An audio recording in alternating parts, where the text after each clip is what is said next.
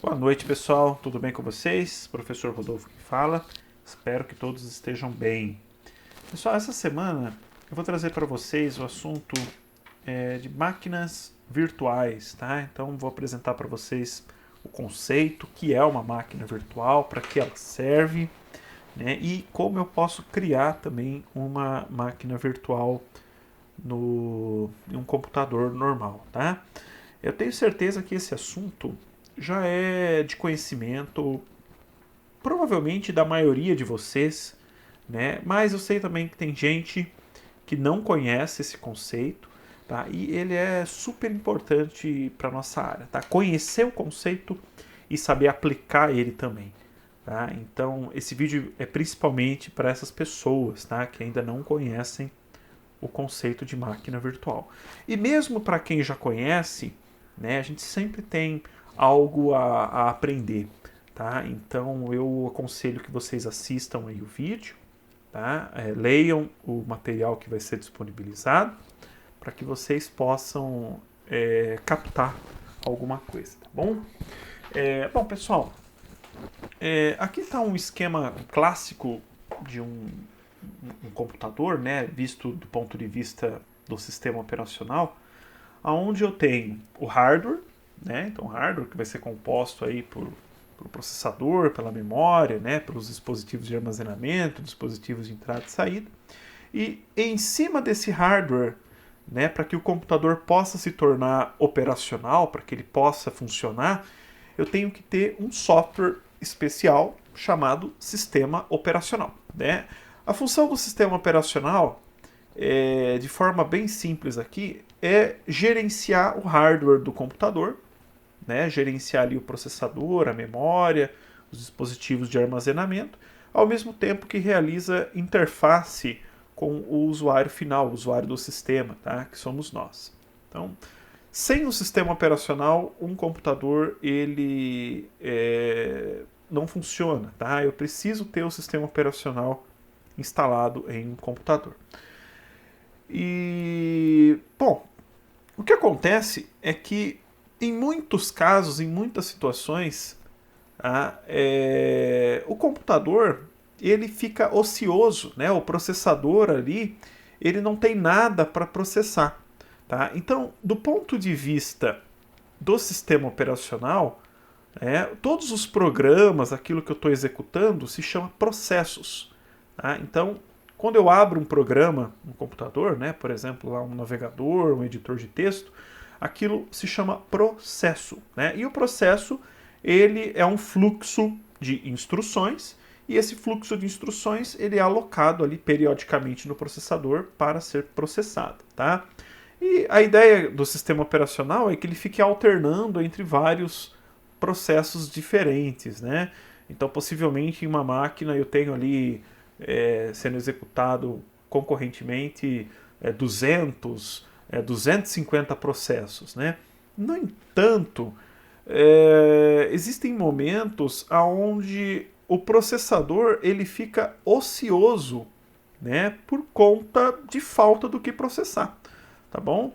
Então, se eu pensar, por exemplo, pegar, por exemplo, ali um computador razoavelmente, uma configuração razoável, né? E imaginar que, por exemplo, o usuário não está fazendo nada naquele momento, né? O usuário saiu da frente dele, foi tomar um cafezinho, ou simplesmente não está utilizando o computador, possivelmente aquele processador, ele, em alguns momentos, ele está ocioso, né? Sem nada para executar, tá? E, bom, isso é um problema, tá? Porque eu estou desperdiçando recurso, recurso computacional, recurso energético, que poderia estar sendo empregado, né? Empregado em prol de alguma coisa, tá? Eu poderia estar processando alguma coisa ali naquele momento. Isso é problemático quando eu tenho, por exemplo, um computador pessoal, por exemplo, né, para uso pessoal, talvez não seja tão problemático, né? Porque a perda que eu estou tendo talvez não seja tão significante. Mas quando eu estou falando de uma infraestrutura maior, né? Por exemplo, ali um data center, né? Um equipamento mais robusto, um servidor que está contabilizando ali gastos para uma empresa, né? Gasto energético, gasto de equipe, gasto do próprio equipamento. Então, talvez isso comece a se tornar um problema. Então, quando eu tenho ali um hardware, é desejável que esse hardware seja utilizado, né, de forma mais eficiente possível, tá bom? E é aí que entra o conceito das máquinas virtuais, tá bom? Então, para que eu possa otimizar a utilização desse hardware, nós podemos fazer uso do conceito de máquinas virtuais, tá bom? Então, eu vou ler aqui com vocês a definição que está escrita aqui.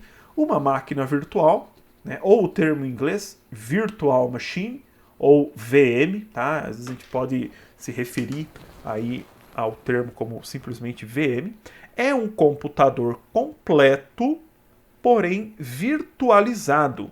O que isso significa? Que ele não existe fisicamente, porém ele é real, né? E esse computador virtual, ele é executado em cima de uma máquina física, né? E essa máquina física nós vamos chamar aí de host, o termo em inglês, ou o termo em português, hospedeira, tá bom? Então, uma máquina virtual, pessoal, é um computador dotado de processador, dotado de memória, dotado de um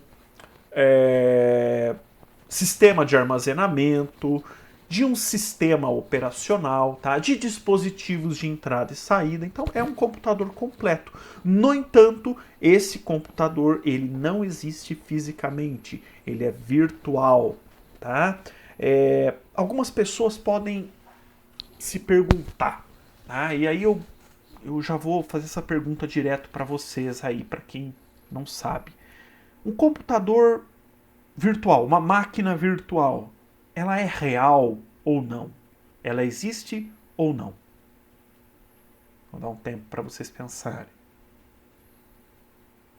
Bom, então, quem respondeu que uma máquina virtual é real, está certo. Bom, a máquina virtual, apesar dela não existir fisicamente, ela é real, tá? Ela é, a rigor, software. E software existe, tá, gente? Eu faço a seguinte comparação com os meus alunos. Tá? Como se você tem dinheiro lá na sua conta do banco. Esse dinheiro é real? Ele é real. É seu, ele está ali. Né? No entanto, ele existe fisicamente?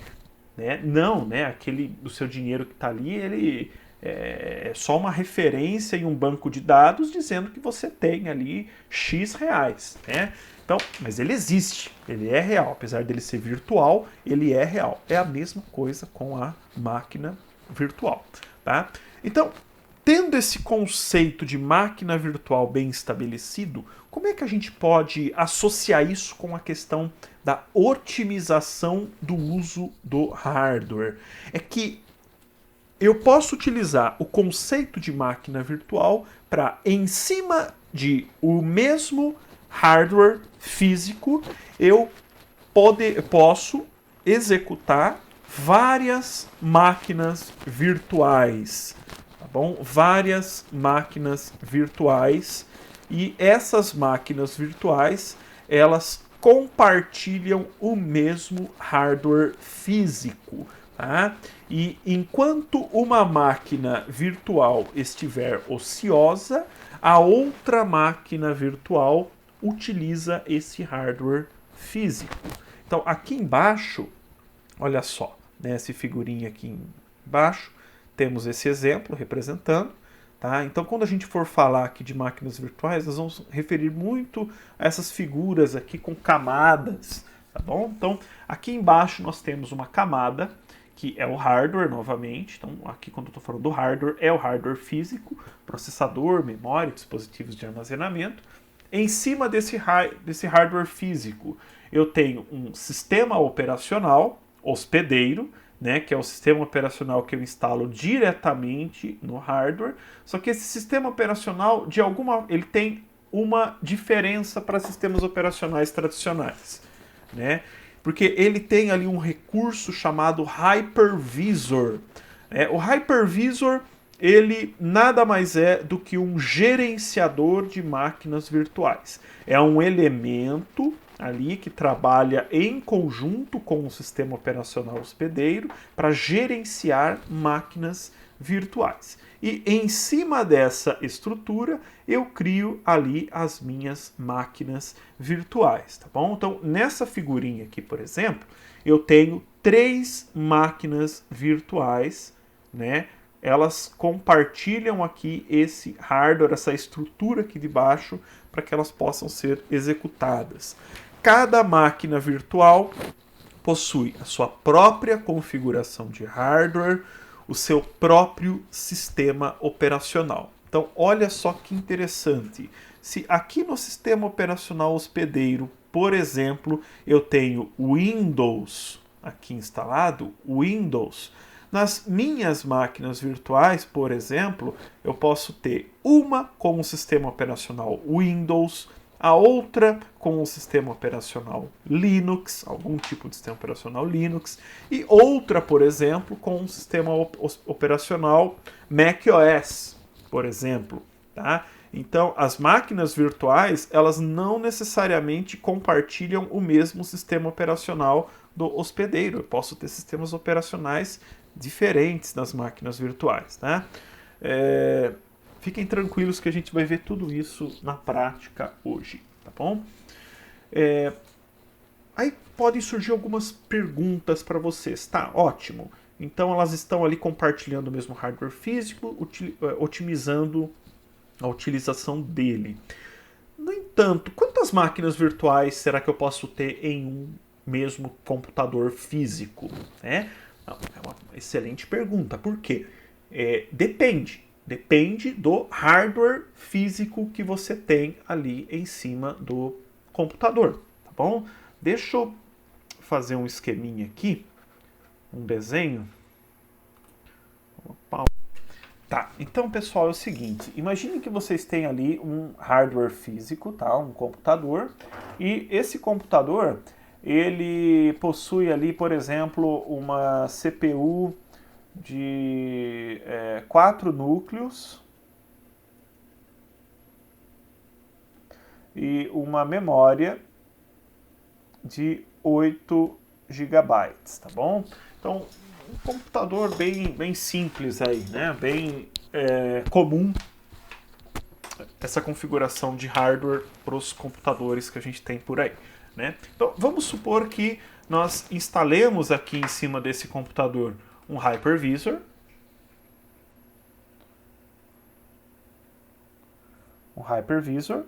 E em cima aqui do Hypervisor nós criamos 3 máquinas virtuais. 3 máquinas virtuais.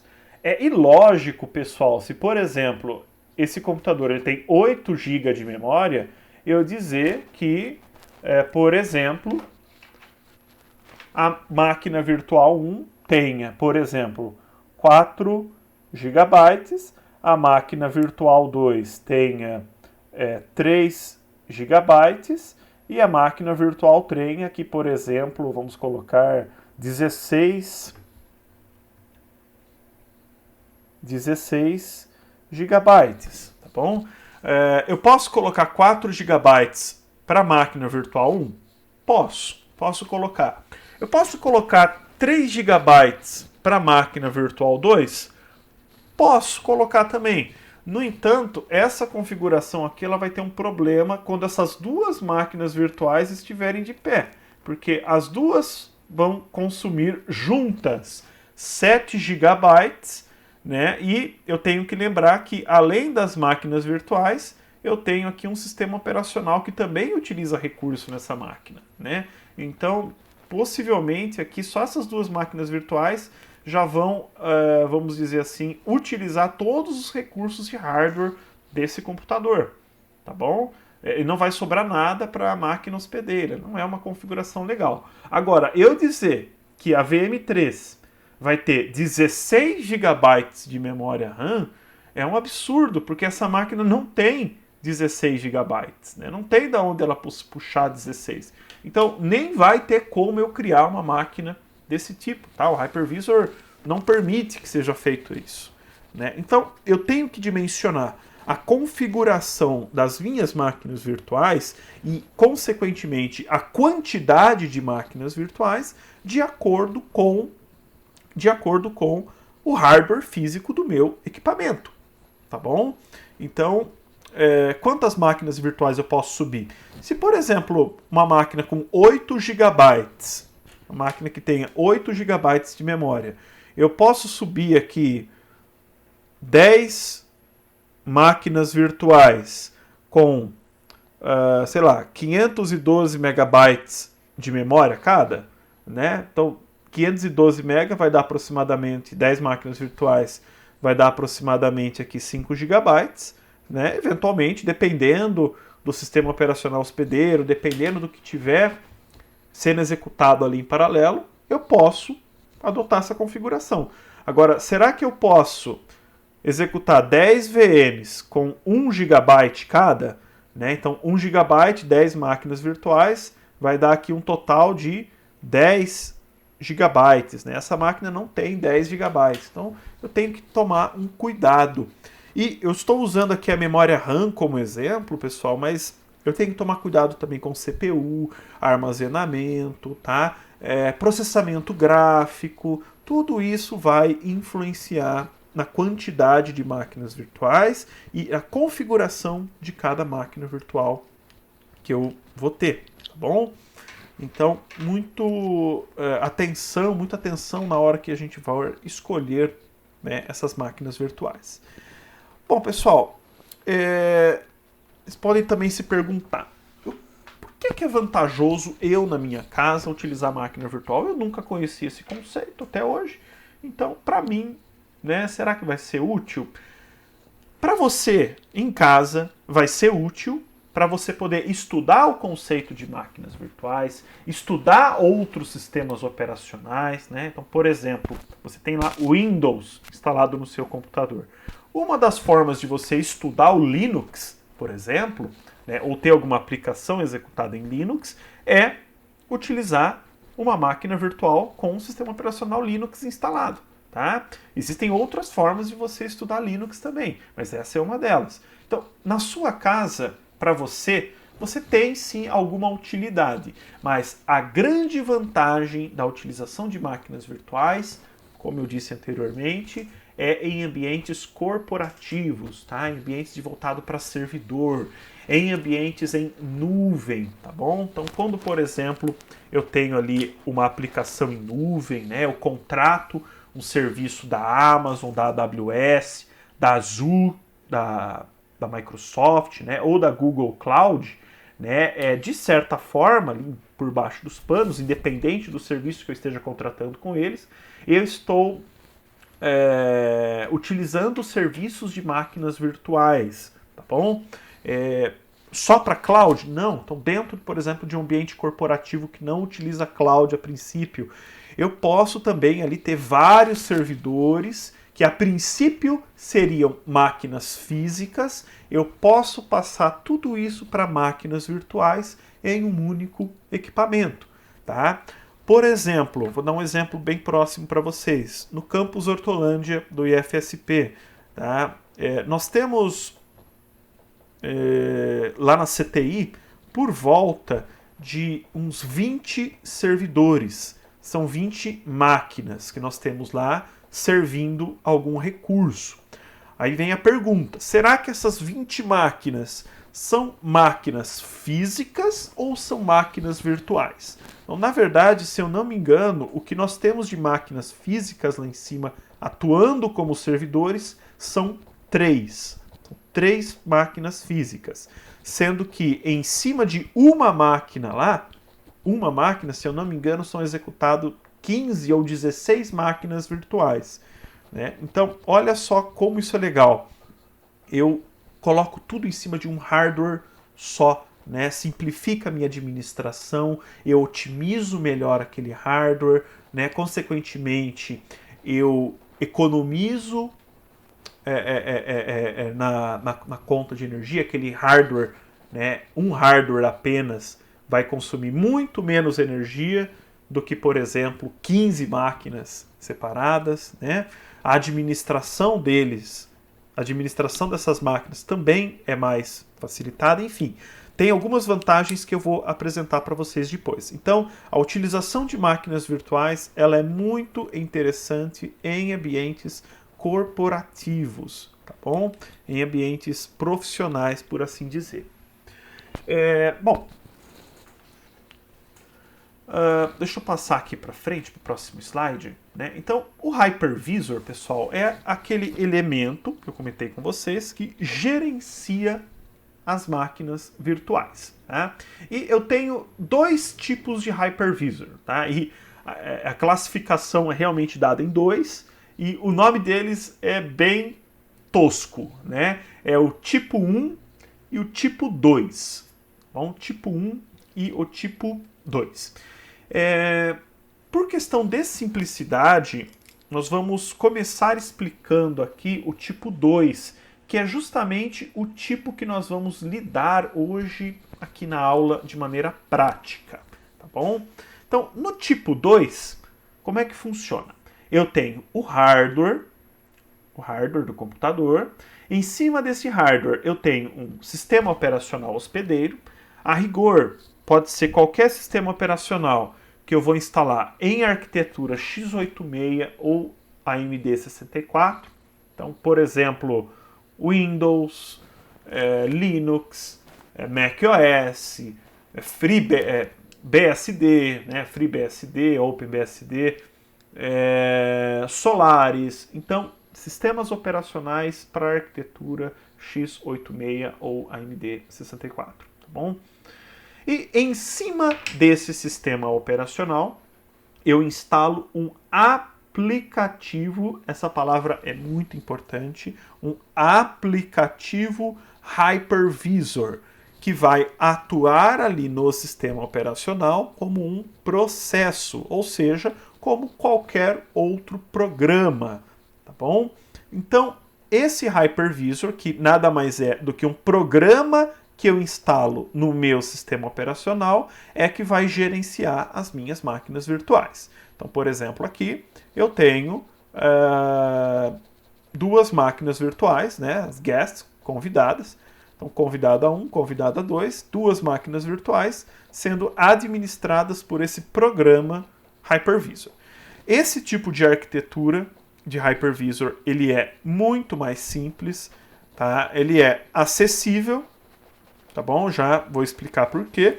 E alguns exemplos aqui, né, desse tipo de hypervisor é o Virtual PC da Microsoft, ou o Virtual Server também da Microsoft, ou Virtual PC, desculpa pessoal, Virtual PC da Microsoft, Virtual Server, VMware Workstation, tá, dessa companhia aqui chamada VMware, ou o KVM. Ficou faltando aqui o VirtualBox, que é justamente o software que nós vamos utilizar aqui, tá bom? Que eu vou apresentar para vocês já já como um exemplo. Por que eu falo que esse daqui é mais acessível? Porque eu posso realmente aí pegar qualquer computador x86 ou AMD64 e instalar um hypervisor de maneira bem tranquila e sair criando as minhas máquinas virtuais, tá? E por outro lado, eu tenho o tipo 1, tá? Então, o tipo 1, ele é um pouco diferente aqui. Vamos analisar a estrutura. Eu tenho o hardware, né? E em cima desse hardware, eu tenho aqui o hypervisor instalado diretamente no hardware, tá bom? Percebam que é diferente daqui, onde eu tenho o sistema operacional hospedeiro instalado diretamente no hardware. Aqui é o hypervisor que está instalado diretamente no hardware. E o sistema operacional hospedeiro, ele é administrado por esse hypervisor, tá? Como se fosse aqui as máquinas virtuais que vão ser administradas pelo hypervisor. Então, qual que é a grande questão do tipo 1? No tipo 1, eu elimino essa camada aqui, que é o sistema operacional hospedeiro. Então, as minhas máquinas virtuais, elas, de certa forma, estão muito mais próximas do meu hardware, consequentemente, o desempenho delas, né, a otimização do hardware por elas é muito melhor no tipo 1 do que no tipo 2, tá bom? Então, se eu quero comparar em questão de desempenho, o tipo 1 é muito melhor do que o tipo 2, tá bom? Aí você vai falar, bom, então beleza, então se o tipo 1 é sempre bem melhor em termos de desempenho do que o tipo 2, então vamos utilizar o tipo 1. Tá? Só que aí tem alguns detalhes. Né? O primeiro detalhe é que você tem que abrir mão do sistema operacional hospedeiro. Então, o seu hardware ali, ele vai se tornar um hardware, entre aspas, dedicado para o gerenciamento e manutenção das máquinas virtuais, tá bom? Então, por exemplo, eu posso... tem alguma forma de eu lidar aqui com diretamente a nível físico, né, com o sistema operacional a nível físico? Não, você só vai poder fazer isso a nível de máquina virtual, tá bom? Então, se eu tenho outras atividades que devem ser desempenhadas nesse computador que não são virtualização, eu não posso desempenhar utilizando esse tipo de arquitetura, tá bom? A outra questão que é mais complicada é que os hypervisors tipo 1, né, aqui tem alguns exemplos, né, o Hyper-V, né, o Zen, né, se escreve Shen, mas se lê Zen, ou o VMware ESX, eles só são possíveis de serem instalados em hardware de servidor, tá bom? Em hardware onde eu tenho ali um processador de servidor. Então, por exemplo, o Intel Xeon, né, o processador Xeon da Intel, ele é um processador voltado para servidor, para hardware de servidor. Né? Eu só posso instalar um hypervisor tipo 1, tá, em um computador que tenha esse tipo de processador. Aí, se eu quiser instalar ele em um computador tradicional, eu posso? Não. Tá? Então, na hora da instalação, o hypervisor ele vai detectar o seu processador e vai barrar a instalação. Tá? Então, você só pode fazer isso em hardware de servidor. Existem algumas versões do Zen, as versões mais antigas do Zen, que é sim possível instalar ele em um computador tradicional. Mas as versões mais novas não é possível fazer isso, tá bom?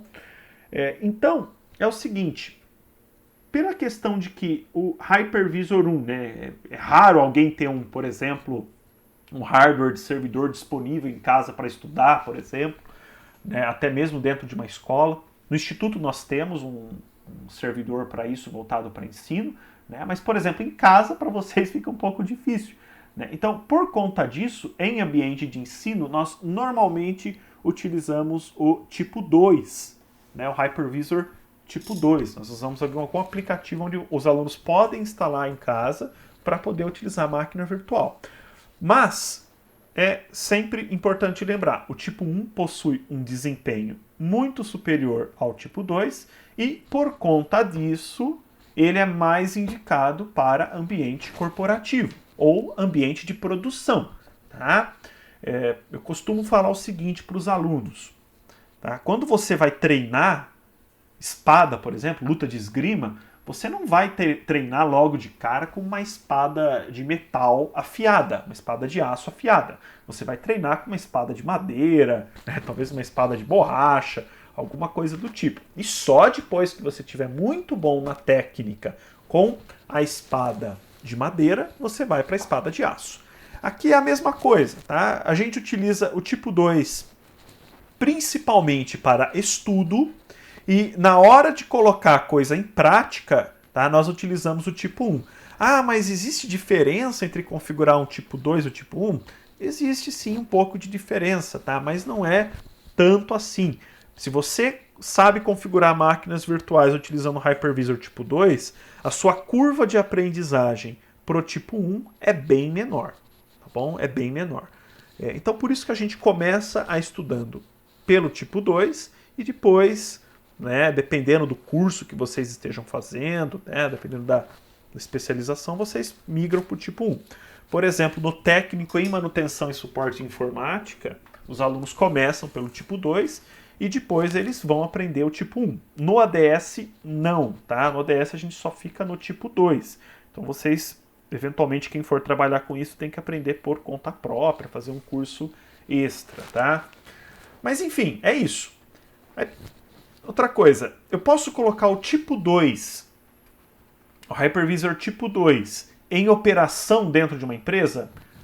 Aí eu faço pergunta para vocês. Vocês podem ir para a guerra com espada de madeira? Vocês podem ir, tá? Ela vai bater em alguém, tudo, mas provavelmente ela não vai ser tão eficiente, né? Então eu não aconselho, dependendo da situação, vocês utilizarem o Hypervisor tipo 2 em ambiente de produção, tá? É realmente utilizar o tipo 1. Aqui eu tenho alguns logos, tá? Dessas companhias aí que trabalham com Hypervisor, tá? A VMware, ela é líder de mercado, tá? As soluções dela tem tanto para tipo 1 quanto tipo 2. Óbvio que o tipo 1 é muito mais robusta, tá? Aqui a gente está falando do VMware, um sistema chamado ESX, tá? Deixa eu até anotar aqui no caderninho. Então, VM. Vou escrever certinho, né? Tá tudo torto, pô.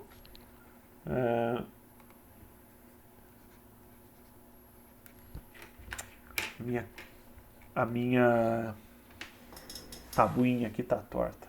Então, VMware ESX, tá bom? Esse daqui, pessoal, é líder de mercado, tá bom? É o melhor software, é a melhor solução para virtualização. No entanto, obviamente, ela é paga, tá bom? Ela é paga. Existe uma versão gratuita, então vou escrever aqui, paga. Existe uma versão gratuita dele com algumas limitações chamada ESXi, tá bom? Gratuita. Então aqui ele vai ter limitação em relação ao número de processadores, a número de máquinas virtuais, a memória RAM total. Então ele vai ter algumas limitações em relação à solução ESX, tá? Além disso, a gente também tem o Zen Server, tá? O Zen Server, existiu uma versão, até um tempo atrás ele era gratuito, agora, se eu não me engano, ele está pago, ou tem uma versão dele que é gratuita, uma versão paga, tá? Deixar isso aqui por último, VirtualBox. O Hyper-V, que é a solução de virtualização da Microsoft, tá bom? Aqui, se eu não me engano, o Windows Client, ele tem alguma solução de virtualização, mas o grande foco aqui do Hyper-V é para o Windows Server, tá bom? A versão para servidores. E por fim, nós temos aqui o VirtualBox, que é um Hypervisor tipo 2, tá? Talvez o mais famoso e o mais utilizado deles, e é justamente esse daqui que nós vamos utilizar aqui na prática de hoje, tá bom? Pessoal, por que utilizar então máquina virtual? Qual que é a vantagem das máquinas virtuais? Então aqui tem algumas. Primeira, economia de espaço físico, tá? Então é óbvio, eu tenho lá 15 máquinas virtuais, tá? Se fossem máquinas físicas, elas ocupariam muito mais espaço do que em um único computador que estaria executando essas máquinas virtuais. Economia de energia. Um computador físico gasta muito menos energia do que 15 computadores físicos, né? Economias com gasto de hardware. Então, eu tenho que ali adquirir, atualizar o hardware do computador, fazer manutenção em apenas um único servidor, né? Obviamente, pessoal, esse computador físico ele vai ter que ter uma configuração de hardware muito mais potente, né, do que se eu olhar, por exemplo, uma máquina apenas, né, no caso, se fossem 15 máquinas físicas individuais, né, esse computador, esse servidor que está executando as 15 máquinas virtuais, ele tem um hardware muito mais potente do que se eu comparar com o hardware de uma única máquina, tá bom? No entanto, na média, o gasto com hardware diminui. Maior facilidade para a administração, tá? Eu vou ensinar vocês aqui hoje que é fácil, por exemplo, eu fazer uma migração de uma máquina virtual que está em um computador para um outro computador, por exemplo, né? Então, por exemplo, eu posso fazer um backup de uma máquina virtual, né? Se o hardware físico ali tiver algum problema, eu posso restaurar esse backup para ser executado em um outro computador, né? Tudo isso gera uma grande facilidade aqui para a minha administração. E por fim, as máquinas virtuais, elas também oferecem uma maior segurança, tá bom? Porque apesar de elas estarem ali compartilhando a mesma máquina hospedeira, elas não têm comunicação em si. Na verdade, elas podem se comunicar, tá? Mas essa comunicação é como se fosse através de uma rede, né? Como se elas estivessem em rede ali fisicamente. Então, se por exemplo uma máquina virtual ela contrai um vírus, né, ela não vai através do hypervisor transferir um vírus para uma outra máquina virtual, tá bom? Então, elas estão ali relativamente bem seguras entre si. Bom, então aqui tem alguns ambientes de utilização onde eu posso estar utilizando. Eu já mencionei isso para vocês anteriormente, tá? Mas aqui tem dois casos, tem um caso novo, na verdade. Então, ambientes de estudo, eu posso utilizar elas para estudar sistemas operacionais, tá?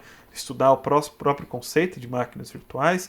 Utilização em data centers, que é o mais importante, a utilização mais importante, tá? A utilização das máquinas virtuais em ambiente de produção. E por fim, aqui, né, eu também tenho a possibilidade de realizar testes de sistemas em uma máquina virtual, tá? Antes, por exemplo, de migrar elas para um ambiente real de utilização, tá bom? Então, tudo isso é facilitado pela utilização das máquinas virtuais. Então, realmente é um tipo de tecnologia que nós, profissionais da área, precisamos estar cientes que existe, precisamos ter uma noção mínima de como funciona, tá? Para poder utilizar quando for necessário. Bom, deixa eu puxar isso. Eu tinha colocado esses slides aqui, pessoal, para falar um pouquinho de sistemas operacionais. Eu vou pular isso, senão o vídeo vai ficar muito grande, tá bom? Bom, então, para a gente trabalhar com máquina virtual aqui na prática, nós vamos utilizar o VirtualBox, tá bom? Então, ele é um hypervisor tipo 2, ele é open source e atualmente ele é mantido pela Oracle, tá bom? Uma gigante aí dos softwares atualmente. Ele é open source, tá? O código dele é aberto, qualquer um pode visualizar o código dele, manipular o código dele à vontade. E ele suporta aí diversas máquinas virtuais com vários sistemas operacionais diferentes, tá bom? A gente já vai ver isso. Ele é muito simples de estar utilizando, tá? E os requisitos de instalação, pessoal, aqui eu coloquei alguns, mas eu também entrei em um site, acho que eu acabei saindo do site. Deixa eu digitar aqui VirtualBox Requirements. Deixa eu acessar aqui o site para nós abrirmos os requisitos de utilização do VirtualBox. Então, beleza, tá aqui, ó. Então, ele está dizendo que você deve ter ali um hardware baseado na arquitetura x86 razoavelmente poderoso. Por que ele fala razoavelmente poderoso? Porque a máquina virtual em si, pessoal, eu subir uma máquina virtual é subir algo relativamente pesado em termos de processamento, em termos de memória, tá? Uma máquina virtual, quando eu coloco 2, 3, então isso vai se multiplicando. Então, normalmente eu preciso ter um hardware poderoso, dependendo principalmente do sistema operacional que essa máquina virtual vai conter, tá bom? A memória é muito relativo, tá bom? Aqui ele está falando que é no mínimo 512 MB de RAM, mas isso aqui é para virtualizar, por exemplo, MS-DOS. né, para virtualizar um sistema operacional muito rudimentar. Se a gente for virtualizar algo mais complexo, por exemplo, Windows, Linux, eu preciso, gente, ter no mínimo 4 GB de memória. Aqui ele está falando 2 GB, tá? Mas no mínimo, sinceramente, 4 GB. Me perdoem as pessoas que escreveram isso aqui, mas no mínimo é 4 GB. Tá? E você também vai precisar de espaço em disco razoável. Por quê? Cada máquina virtual vai ocupar aí mais ou menos uns 10 GB, 15 GB, dependendo do que você for instalar, tá bom? Então, é razoavelmente grande os arquivos da máquina virtual.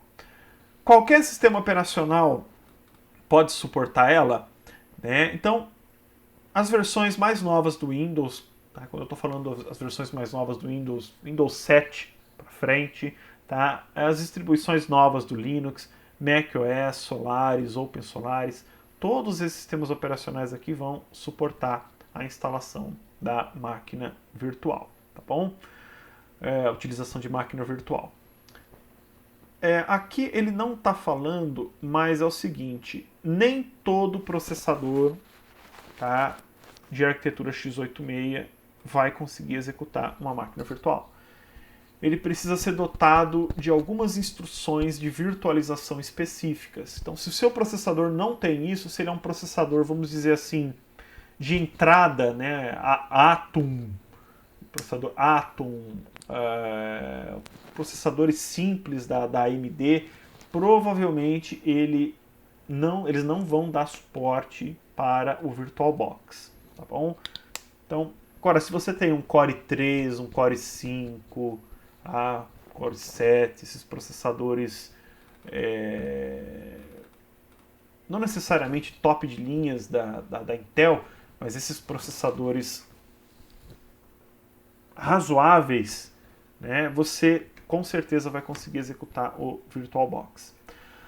Bom, vamos lá então. Como é que eu faço para instalar o VirtualBox no meu computador? Vocês podem abrir o site oficial www.virtualbox.org, tá?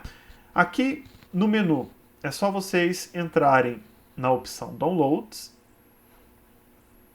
e aqui vocês vão selecionar o sistema operacional de vocês. Então, por exemplo, quem é usuário Windows vai entrar aqui em Windows Host e aí, ó, ele já vai abrir aqui o arquivo para você fazer a instalação. Pessoal, eu não tenho aqui o Windows no meu computador, eu tenho Linux, tá? Mas a instalação dele é relativamente simples, é muito tranquilo, é aquele tradicional next install.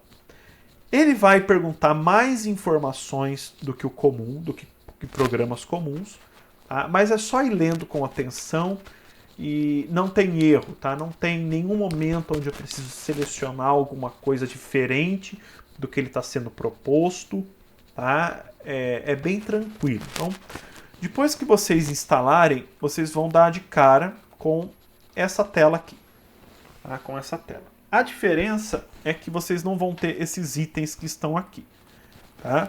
Aqui justamente são as máquinas virtuais que vocês têm, que vocês criaram. No meu caso, eu tenho 3 máquinas virtuais aqui, que eu utilizo para alguma das minhas aulas. E no de vocês isso vai estar em branco, tá bom?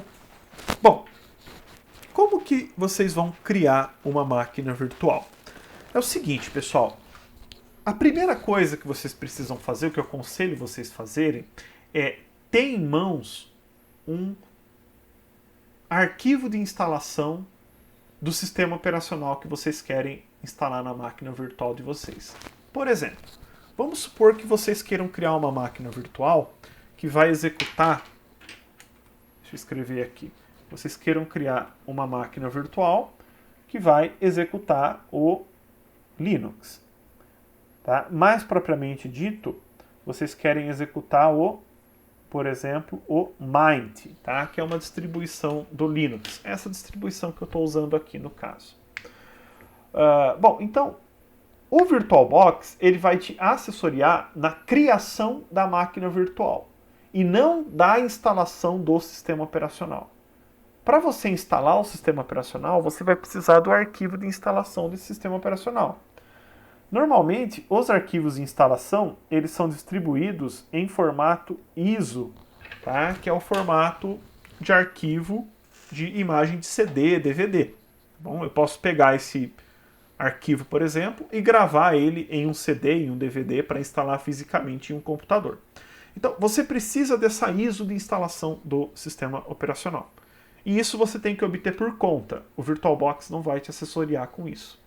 Tá? Então, eu vou ajudar vocês aqui, por exemplo, em um exemplo, onde eu vou pegar a ISO de instalação do Mint, tá? Do Linux Mint. Ou melhor, eu vou fazer dois exemplos com vocês. O do Mint e o do Ubuntu. Tá bom? Então aqui eu tenho o site, tá? Oficial do Mint, www.linuxmint.com. Vocês vão entrar aqui. Aqui, por exemplo, no caso desse, eu vou aqui em Download, né? E o Mint, atualmente, ele está na versão 19.3, tá? O codinome dele é Trícia, né? E aqui embaixo tá os links para eu fazer download do Linux Mint, tá bom? Eu tenho três opções no caso do Mint: Cinnamon, Mate e XFCE. É o seguinte, isso aqui não é específico de máquina virtual, tá, gente? Isso aqui é do Mint. Mas essas diferenças aqui, essas três opções, são as interfaces gráficas que o Mint vem instalado ali por padrão. Então aqui, Cinnamon, a interface Cinnamon, por curiosidade, é essa interface que eu uso aqui, tá? É o nome dessa interface, desse ambiente gráfico. A Mate, tá? É uma outra interface. Ela é um pouco mais leve que o Cinnamon. Eu cheguei a utilizar ela, não gostei muito. Achei que ela tinha muitos problemas, né? Travava os softwares. Não gostei muito dela. E por fim, você tem a XFCE, que é uma interface, se eu não me engano, é uma interface muito leve, né? É uma interface que ela é apropriada para computadores mais simples, tá bom? Poder de processamento mais simples. Então, você vai escolher qual interface que você quer que ele seja instalado por padrão. Vai escolher a arquitetura que você quer aqui, se vai ser de 32 bits, né? Eu já falei disso daqui com vocês em vídeos anteriores, para x86 ou de 64 bits para arquitetura AMD64. Então eu recomendo fortemente que seja a de 64 bits, né, para ter um desempenho melhor. E vocês vão clicar no link. Então, por exemplo, aqui no Cinnamon, eu vou clicar aqui. Ele vai redirecionar para o site dos Mirrors, né, que são os servidores espalhados pelo mundo que possuem essa ISO para vocês fazerem download. Né? Então aqui servidores globais, servidores localizados no Canadá, nos Estados Unidos. Então, se vocês procurarem aqui, provavelmente, lá, vai ter aqui alguns do Brasil também. Em teoria, esses do Brasil seriam melhores, né? Mas às vezes aquele do servidor do mundo possui uma taxa de transmissão melhor, né? Mas vamos lá, vou clicar aqui na Universidade Federal de São Carlos, tá pertinho aqui de casa, e vai aparecer aqui para vocês fazerem download. Vocês vão fazer o download do arquivo e aí é só aguardar, tá? Só um comentário, pessoal, uma curiosidade aqui em relação a essas interfaces, eu não comentei. Que no Linux eu não estou restrito somente a uma interface gráfica, tá? A um ambiente gráfico que gerencia as janelas, gerencia os menus, né? A parte gráfica como um todo. Não existe só uma, existem várias. Aqui, por exemplo, tem três, né? Cinnamon, Mate, XFCE. Eu também tenho a Gnome. Deixa eu escrever aqui. Vou escrever no nome só delas, tá, pessoal? Então, interfaces gráficas aqui. A mais tradicional do Linux, tá? Ou uma das mais tradicionais do Linux, é a Gnome. Eu também tenho a KDE, tá? E essas outras interfaces aqui, entre outras também, tá bom? Então são várias interfaces gráficas que eu tenho disponível para Linux. Isso não é comum para o Windows, tá? O Windows eu tenho somente uma interface, que é a interface que venha dele, tá bom? Então, mesmo que você eventualmente, por exemplo, instale o Might com o Cinnamon, você pode trocar para o Mate se você quiser, para o XFCE se você quiser, para o GNOME se você quiser, para o KDE, você pode trocar essa interface depois, não tem problema, tá bom? É bem tranquilo. Então, entre várias vantagens do Linux, né, está aí mais uma delas, tá? Ele é altamente customizado, tá bom? Bom, então tem que aguardar aqui o download. Eu não vou aguardar, obviamente. Vou cancelar ele aqui, tá, gente? Porque eu já tenho, tá, essa ISO aqui, tá? Então aqui eu tenho aqui algumas ISOs que eu fiz o download anteriormente, né? E uma delas, essa aqui é do Ubuntu. Uma delas aqui é o Linux Mint 19.1. Se eu não me engano, esse aqui é o 19.3, tá? Essa versão é mais nova, eu tenho uma versão um pouquinho mais antiga aqui, mas tudo bem, não tem problema, tá? É só pra gente exemplificar. Bom, eu vou mostrar também para vocês o do Ubuntu, tá? Então eu vou descrever aqui no Google Ubuntu, vou entrar aqui no site oficial, ubuntu.com, tá? E aqui é a mesma coisa, tá? Eu vou procurar uma área de download. Aqui no caso do Ubuntu, ele tem vários sistemas operacionais Ubuntu, tá bom? Ele tem Ubuntu Desktop, Ubuntu voltado para desktops, notebooks, né? Ubuntu Server voltado para ambiente de servidor, Ubuntu for IoT, né? Voltado, por exemplo, para instalação em processadores ARM, né? Né? Então, o Raspberry, por exemplo, né? Entre outras plaquinhas aí, single board computers, e Ubuntu Cloud, né? Ubuntu voltado para nuvem, né? Então, por exemplo, aqui no caso do Ubuntu Desktop, né? A versão mais atual dele é a 20.4 LTS. Eu vou clicar aqui, por exemplo. Né? Aqui, olha que legal, esse aqui já começou o download, tá bom? Então, é uma ISO, né? 2.5 GB. Vou deixar fazer o download aqui. Se você quiser fazer alguma doação para Canonical, você pode vir aqui e fazer, né? Mas o download é bem simples, né? Esse LTE, só por curiosidade, desculpa, LTS, aqui, Long Term Support, né? É uma distribuição Ubuntu que tem suporte de, se eu não me engano, 5 anos. Acho que é isso mesmo. São 5 anos que ele oferece suporte ali de atualizações, tá bom? As distribuições Ubuntu que não são LTS, elas têm suporte de 1 ano, se eu não me engano, apenas. Tá? Depois você tem que atualizar o sistema operacional. Bom, então, o Mint, Ubuntu, gente, são sistemas operacionais Linux, bom, são gratuitos, você pode utilizar eles sem medo de ser feliz, tá? Agora, se você quiser, por exemplo, criar uma máquina virtual com o Windows, vocês têm que dar um jeito de encontrar a ISO deles, tá bom? Então, tem como fazer download da ISO do Windows 10 no caso, ou Windows Server, pela Microsoft para fazer testes. O teste é de 1 mês, se eu não me engano, 2 meses, não lembro.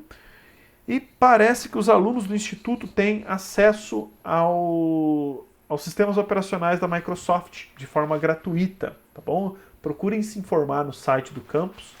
Se vocês quiserem, vocês podem fazer o download lá da ISO de forma gratuita, tá? E de forma oficial também, né? Para vocês poderem utilizar, tá bom? No caso aqui eu vou trabalhar com um exemplo com vocês com o Linux realmente. Bom, então beleza. Então vocês vão vir aqui com a ISO de vocês pronta, né? Depois do download da ISO. E para criar a máquina virtual, vocês vão vir aqui em Novo, tá? E aí ele vai abrir um tutorial para vocês criarem as máquinas virtuais, tá bom? É tudo muito simples. Aqui na primeira tela a gente vai definir um nome para essa máquina virtual.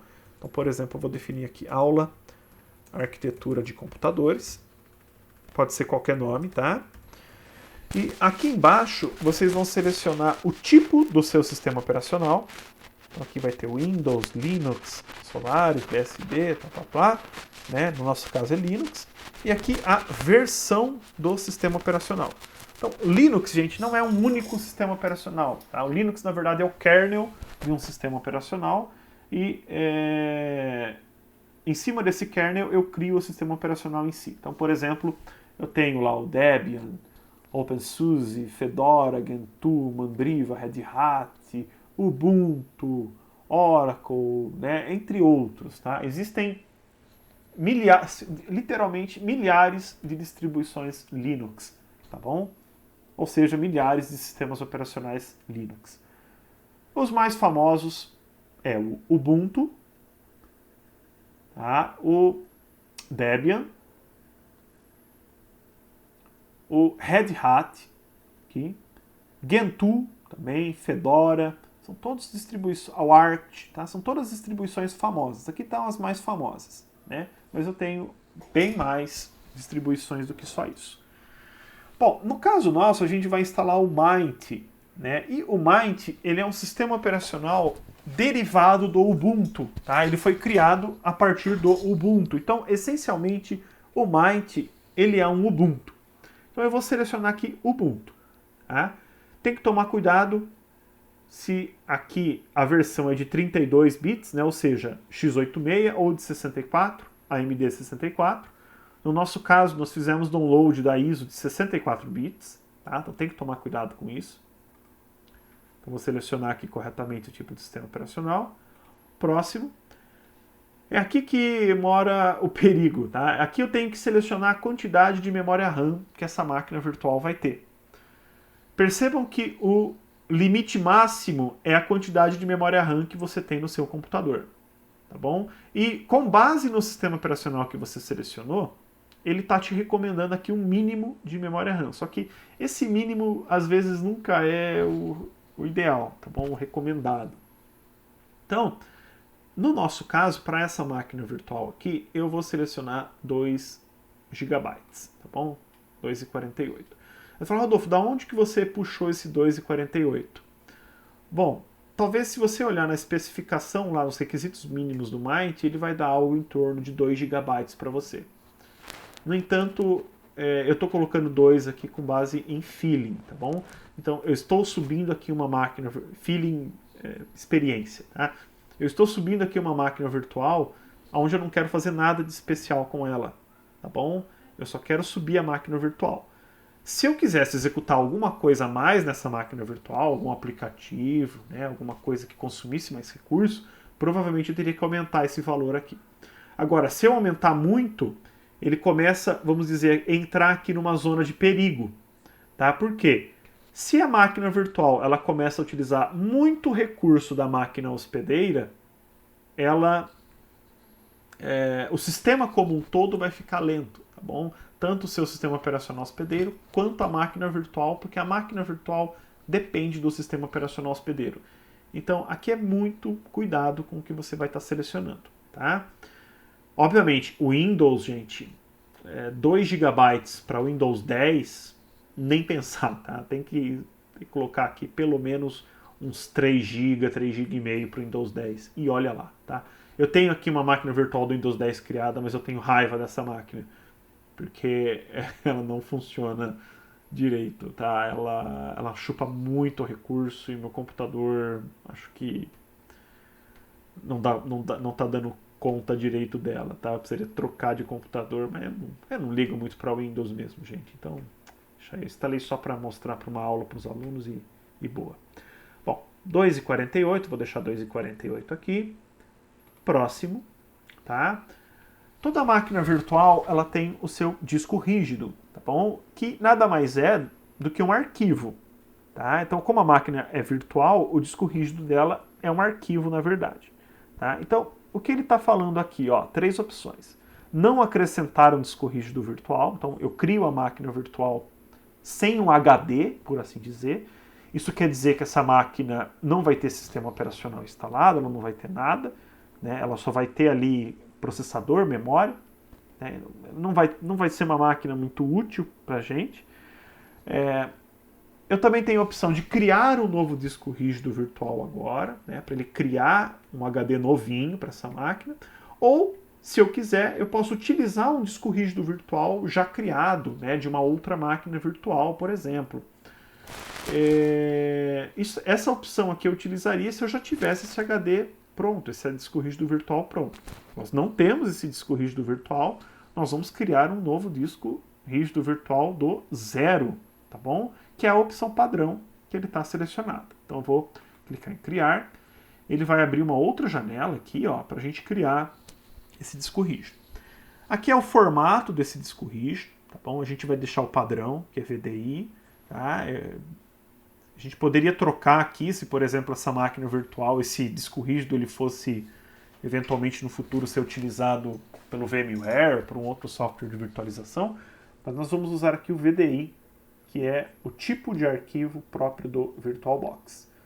Eu vou clicar em próximo, tá? Essas duas opções aqui são muito interessantes. Eu vou explicar elas, mas eu já vou voltar aqui nelas. Eu vou clicar aqui em próximo. Aqui é o seguinte, aqui eu vou definir o tamanho da máquina virtual. Eu vou deixar em 10 GB, tamanho do HD, desculpem pessoal. Eu vou deixar em 10 GB aqui, tá bom? Se eu quisesse um HD maior para essa máquina virtual, é só eu aumentar aqui, né? Ou se eu quiser um HD menor, é só eu diminuir.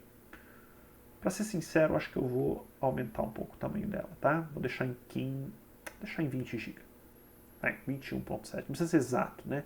21.07, ok. Vou voltar. Aqui é o seguinte, gente. Se eu deixar em tamanho fixo, ele já cria para mim um arquivo de 20 GB e deixa ali salvo no meu HD. Então, se eu for lá no meu sistema operacional hospedeiro e ver o tamanho desse arquivo, desse disco rígido virtual, ele vai ter 20 GB. Se eu deixo dinamicamente alocado, esse mesmo arquivo, ele vai ocupar até 20 GB. Mas no início, não necessariamente ele vai ter 20 GB.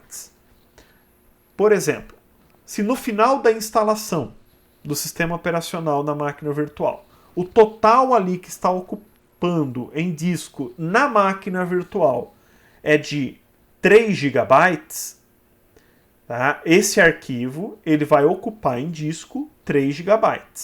E aí, conforme eu vou utilizando o meu HD, a minha máquina virtual, ela vai expandindo ali a utilização, né, até chegar a 20 GB. Então funciona assim, né? O meu HD, imaginem que isso daqui seja o meu HD, tá? E aqui eu tenho 20 GB. No tamanho fixo,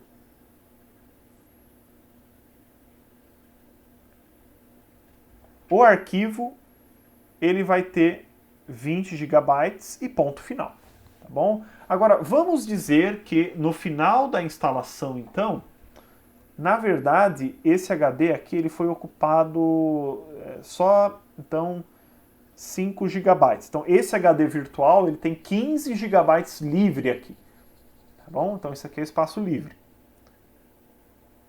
Tá? Então, no dinamicamente alocado,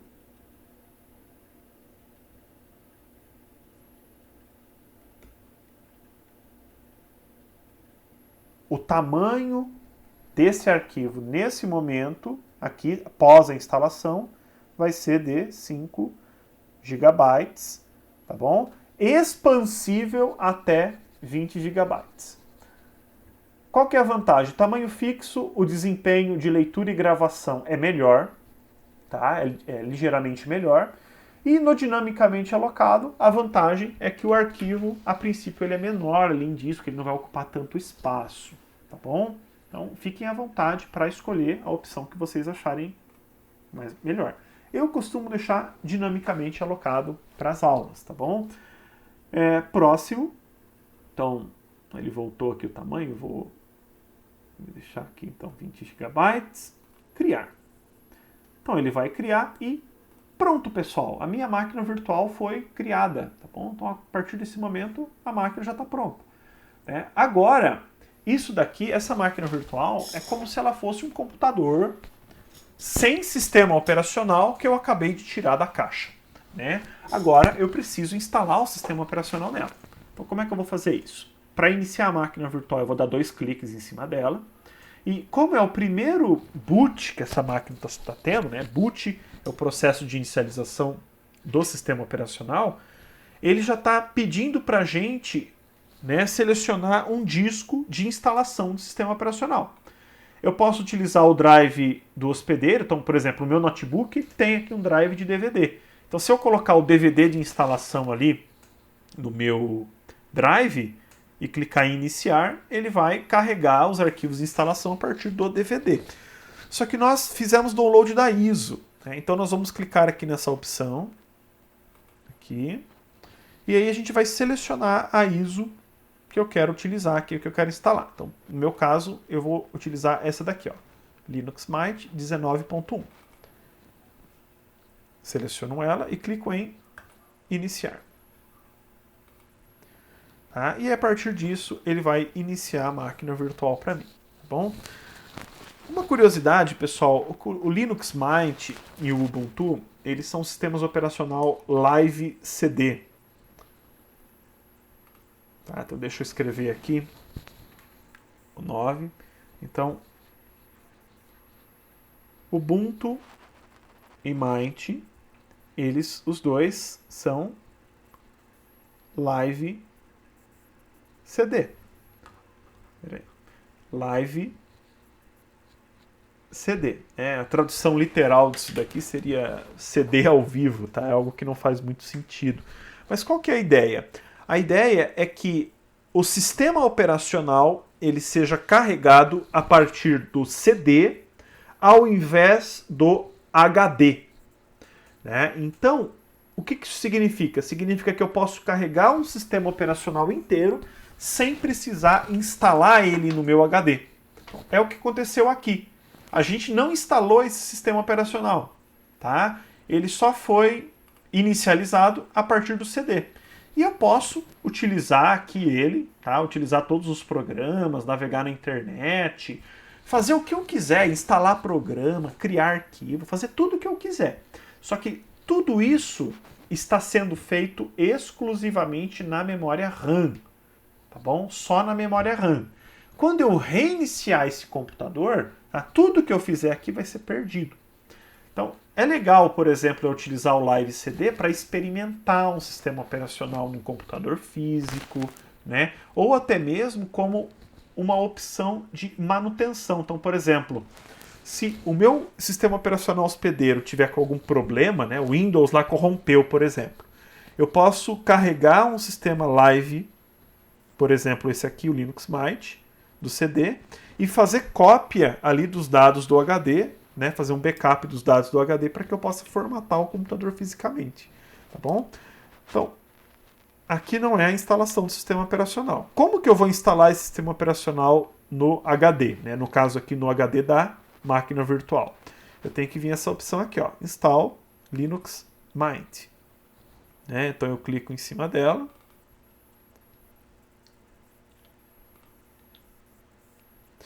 E aí o Mint ele vai iniciar aqui um wizard, né, um tutorial de instalação para o meu sistema operacional, para que eu possa instalar esse sistema operacional na minha máquina virtual, aqui no meu caso, né, ou no computador.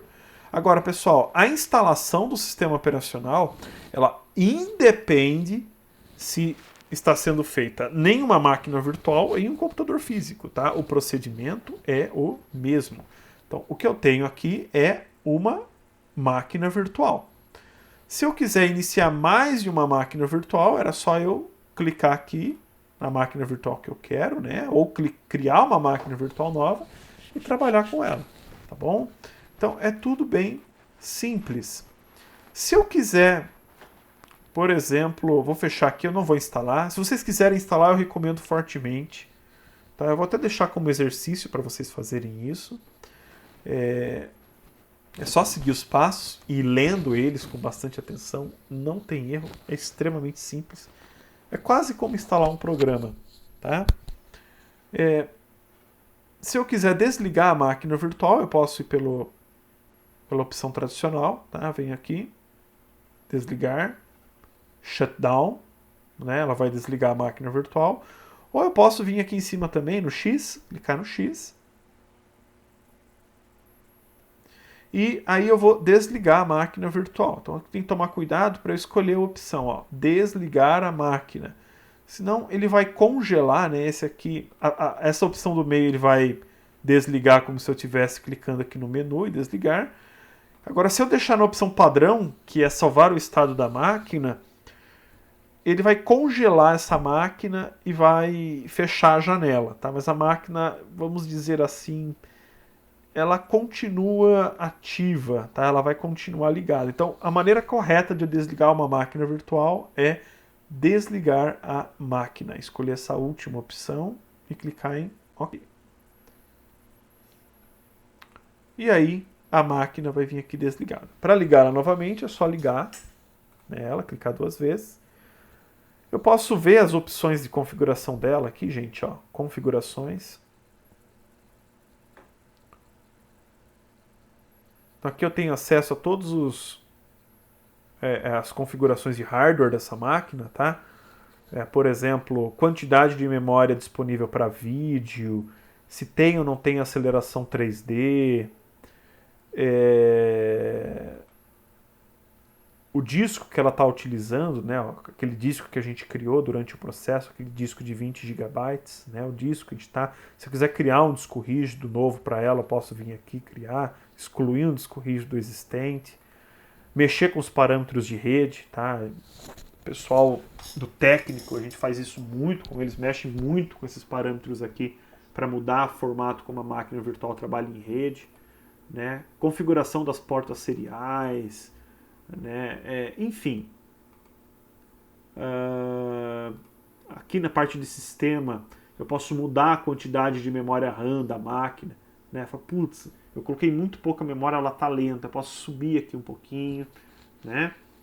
Aqui na parte de processador, quantos processadores essa máquina virtual vai ter, né? Então, obviamente, se aqui está uma CPU, eu aumento para 2 CPUs, aqui, né, a tendência é que essa máquina ela melhore o desempenho dela, né? Aqui algumas configurações de virtualização de hardware, né? Enfim, dá para a gente mexer em várias opções de hardware aqui, tá bom? Mas o básico, pessoal, de criação de máquina virtual é isso, tá bom? É muito simples e é muito útil. Eu aconselho fortemente vocês aí a brincarem um pouquinho, tá? Criarem uma máquina virtual, tá? Inclusive utilizando um sistema operacional diferente do que vocês estão utilizando ali como hospedeiro, tá bom?